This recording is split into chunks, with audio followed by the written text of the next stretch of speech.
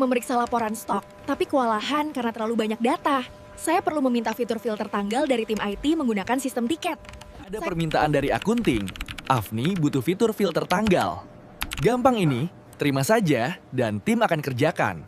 Ada tugas baru dari manajer tentang membuat filter tanggal. Tugas yang mudah, saya akan mengerjakannya. Ada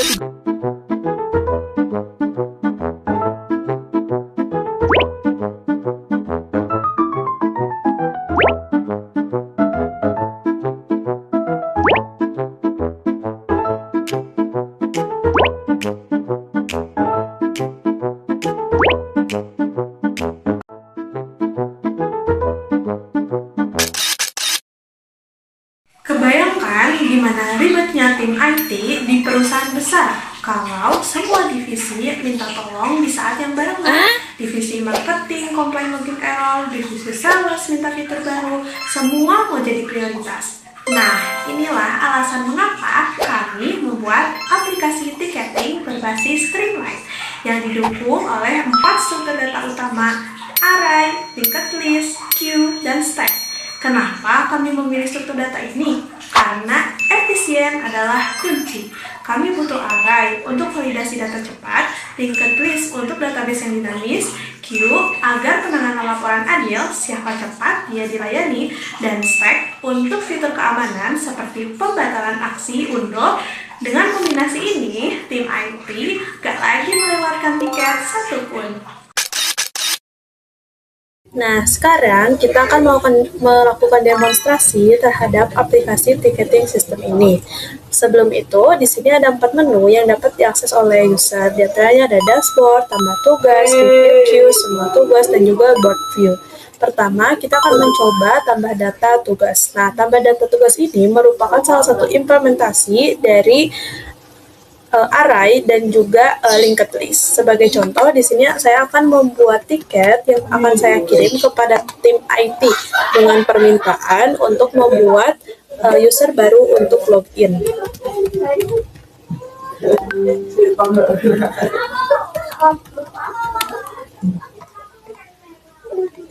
Di sini kita bisa mengisi siapa yang mengirimnya dan juga bisa memberikan kategori dari tiket yang kita kirim ini. Karena ini berbentuk request, jadi kita bisa memilih improvement.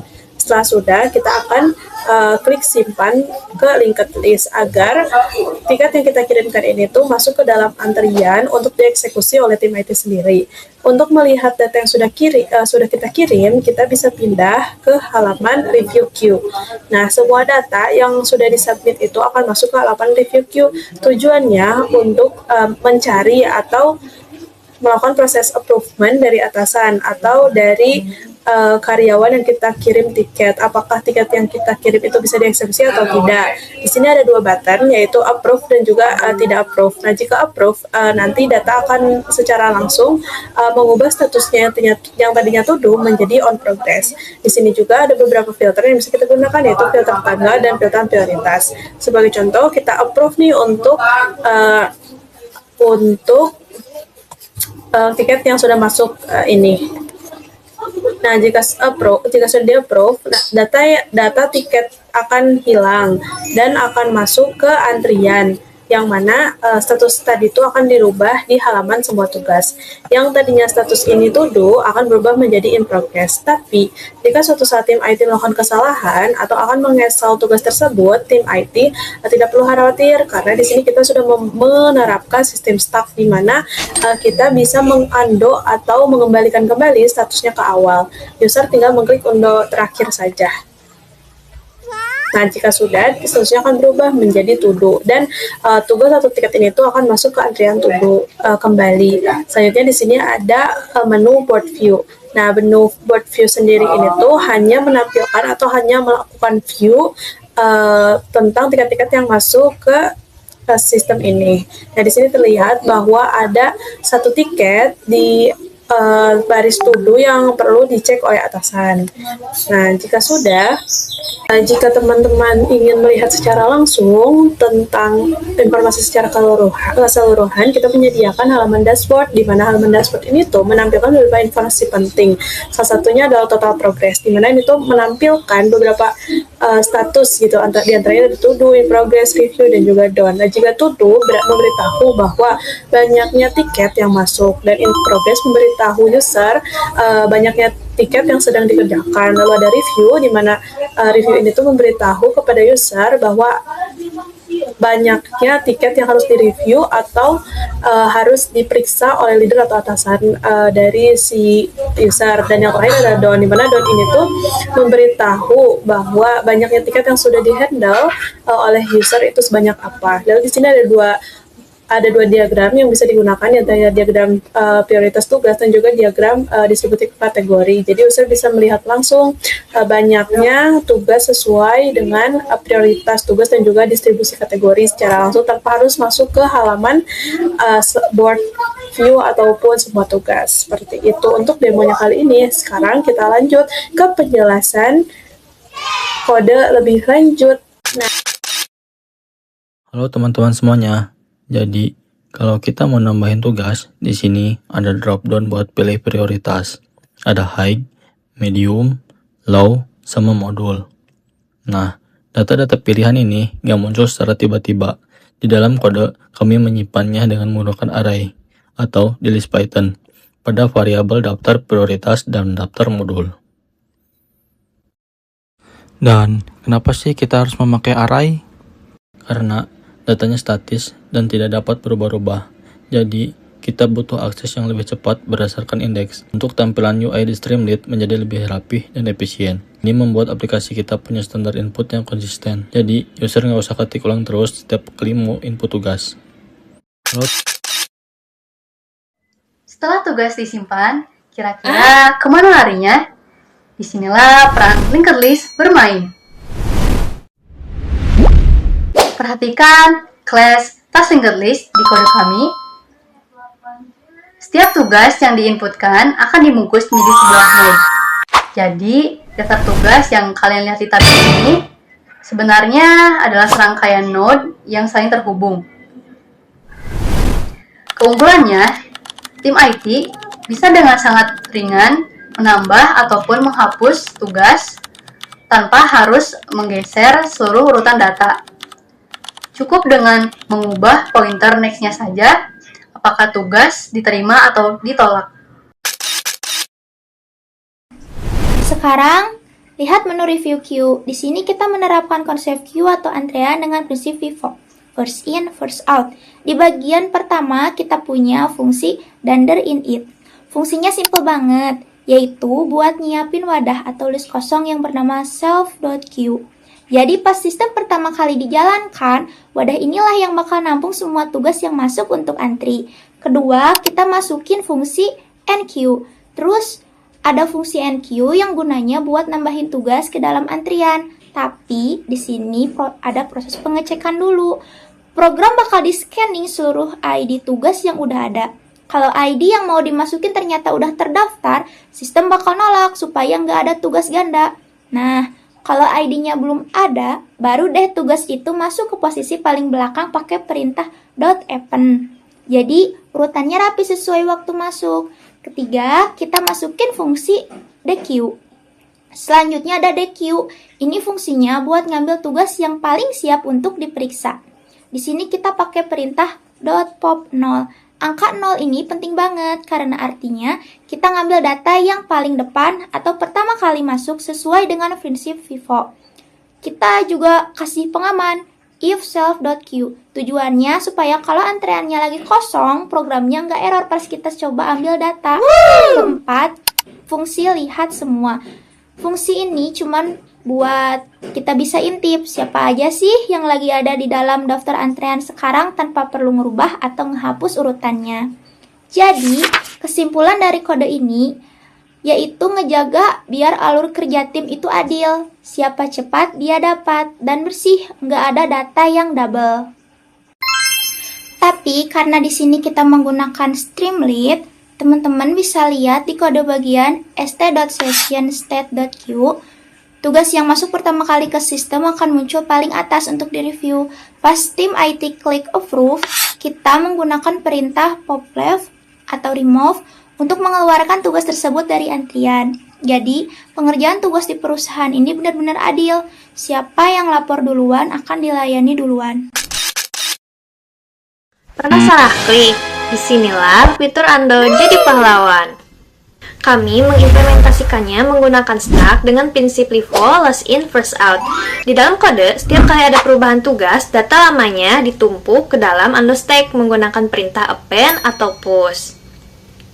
Pas tombol undo ditekan, aplikasi akan mengambil data paling atas atau yang terakhir masuk menggunakan perintah pop.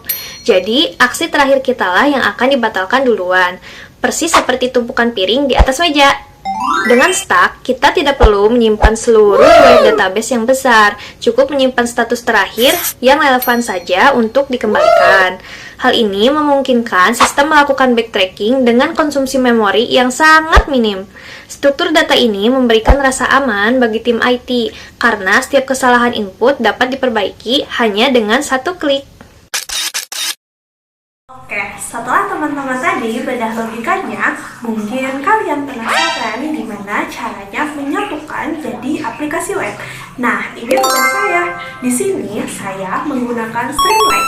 Biasanya, kalau kita pakai Python murni, outputnya cuma berupa teks hitam putih di terminal atau biasa kenal dengan CLI. Tapi dengan Streamlit, kita bisa membangun GUI atau Graphic User Interface. Hanya dengan Python, saya menggunakan fungsi seperti stSidebar untuk menu, stMetric untuk static dashboard, dan stForm untuk input data. Ini yang membuat sistem tiketing kita terasa menjadi aplikasi yang profesional. Ada satu hal teknis yang sangat krusial yang saya buat di kode ini, yaitu st_session_state. Teman-teman perlu tahu bahwa Streamlit itu cara kerjanya unik. Setiap ada tombol diklik, dia akan merun ulang kode dari baris pertama dengan session state. Linked list dan queue kita bakal reset, jadi kosong lagi setiap saat. Jadi, session state berfungsi sebagai memori jarak pendek yang menjaga data kita tetap ada selama di thread browser tidak ditutup. Lalu yang kedua ada local tunnel. Nah, local tunnel ini kita pakai pada Google Colab. Saya gunakan local tunnel lewat perintah npx local tunnel. Ini adalah jembatan yang kasih kita URL publik. Jadi, aplikasi di server Google ini bisa kita lihat di web browser di mana saja. Terakhir, soal keamanan data. Semua struktur data tadi, array, linked list, queue, stack, adalah struktur data di RAM atau memori sementara. Jika server mati, maka data akan hilang. Maka dari itu, saya membuat fungsi persistence lewat save data dan load data. Semua objek linked list tadi dikonversi menjadi baris-baris file di CSV. Saat aplikasi dijalankan kembali, sistem akan membaca otomatis CSV tersebut dan membangun ulang linked list-nya. Jadi, data aman dan permanen. Keren, bukan? Nah, setelah menjelaskan arsitektur, jenis tipe data, dan cara menggunakannya, di sini saya dan Kang Rizky akan tunjukkan bagaimana caranya membangun aplikasi dari awal sampai bisa digunakan dan dicoba oleh teman-teman di rumah. Langkah pertama, kalian cukup mengikuti instruksi yang ada di Google Colab kami, mulai dari menginstal library, Streamlit, dan juga local tunnel dengan perintah pip install dan juga npm install. Setelah library siap dan kode sudah kalian build, barulah kita jalankan perintah untuk membuka akses ke publik menggunakan local tunnel pada port 8501. Setelah perintah dijalankan, akan muncul link local tunnel yang ada di bagian output, seperti contoh yang terlihat pada layar. Teman-teman tinggal klik link tersebut, lalu akan diarahkan ke halaman browser baru yang meminta IP aplikasi. Cukup copy IP yang tersedia pada halaman browser, lalu paste pada kolom IP address tersebut, lalu klik continue, dan aplikasi Dev Dashboard siap digunakan. Sebagai catatan penting, jika teman-teman melakukan perubahan kode, pastikan jalankan tanda seru rm app.py dan tanda seru kill all Streamlit terlebih dahulu agar tidak terjadi bentrok pembacaan data oleh sistem. Untuk link Google Colab proyek kelompok kami sudah sediakan di deskripsi video ini ya. Sebagai kesimpulan, pengerjaan proyek Dev Dashboard ini memberikan kami pemahaman mendalam bahwa struktur data bukan sekedar teori di bangku perkuliahan. Dengan implementasi seperti array, linked list, queue, dan stack secara bersamaan, kami berhasil menciptakan sistem yang memiliki alur logika yang kuat dan efisien dalam manajemen memori. Kami belajar bagaimana membagi peran antara struktur data, mana yang cocok untuk data statis seperti array, dan mana yang harus dinamis seperti linked list. Hasil akhirnya bukan hanya aplikasi yang berjalan, tapi aplikasi yang terorganisir dan memiliki fitur fungsional seperti antrean laporan dan fitur pembatalan aksi atau ANDO. Tentu dalam proses pengembangannya kami menghadapi beberapa kendala terutama pada sinkronisasi data antar struktur yang berbeda dan manajemen state pada Streamlit agar data tidak hilang saat halaman di-refresh. Pelajaran berharga bagi kami adalah pentingnya ketelitian dalam mengolah pointer pada linked list dan memahami data persisten agar data bisa tersimpan permanen di file CSV. Saran kami untuk pengembangan ke depannya adalah integrasi sistem ini dengan database SQL yang sesungguhnya agar dapat menangani skala data yang jauh lebih besar serta penambahan fitur notifikasi real-time bagi tim IT. Kami harap proyek ini bisa menjadi referensi bagi teman-teman dalam mempelajari implementasi struktur data pada aplikasi yang nyata. Kendala utama saya adalah memastikan sebuah index array tetap konsisten agar tidak terjadi error saat data dipanggil ke dropdown UI. Dari sini, saya belajar bahwa array adalah pilihan yang paling efisien untuk menyimpan kriteria tetap seperti prioritas atau modul. Penggunaan memori yang terukur dapat membuat akses data menjadi lebih cepat, instan, dan stabil. Hal ini membuktikan bahwa struktur data sederhana pun punya peran krusial dalam validasi input aplikasi. Tantangan terbesar saya adalah mengelola pointer next agar rantai data tidak terputus saat penghapusan tiket dilakukan. Saya belajar bahwa linked list memberikan fleksibilitas yang luar biasa untuk database bersifat dinamis seperti ticketing ini. Kita bisa melakukan operasi insert atau delete di mana saja tanpa harus menggeser elemen lain seperti pada array. Pengalaman ini memperdalam logika saya dalam manajemen memori yang efektif. Kendala saya adalah mengatur tumpukan status agar fitur ANDO tidak mengambil data yang salah saat user melakukan banyak aksi sekaligus. Fitur ini saya belajar bahwa stack dengan prinsip LIFO, last in first out, adalah fondasi utama dalam membangun fitur history atau pembatalan aksi. Struktur data ini sangat krusial untuk meningkatkan pengalaman pengguna agar mereka merasa aman saat berinteraksi dengan aplikasi. Stack benar-benar menjadi penyelamat saat terjadi kesalahan input. Adapun kendala dan pelajaran yang bisa saya ambil dari pengerjaan proyek ini. Tantangan saya adalah mengatasi sifat settles pada Streamlit yang selalu mereset data setiap kali ada interaksi di halaman web. Saya belajar menggunakan session state untuk menjaga integrasi seluruh struktur data yang dibuat teman-teman agar sinkron. Selain itu, saya memahami pentingnya file persistence lewat CSV agar data tidak hanya tersimpan sementara di RAM, tapi bisa digunakan kembali secara permanen. Integrasi ini mengajarkan saya cara membangun arsitektur aplikasi yang utuh dan siap untuk dipakai dalam jangka panjang maupun jangka pendek.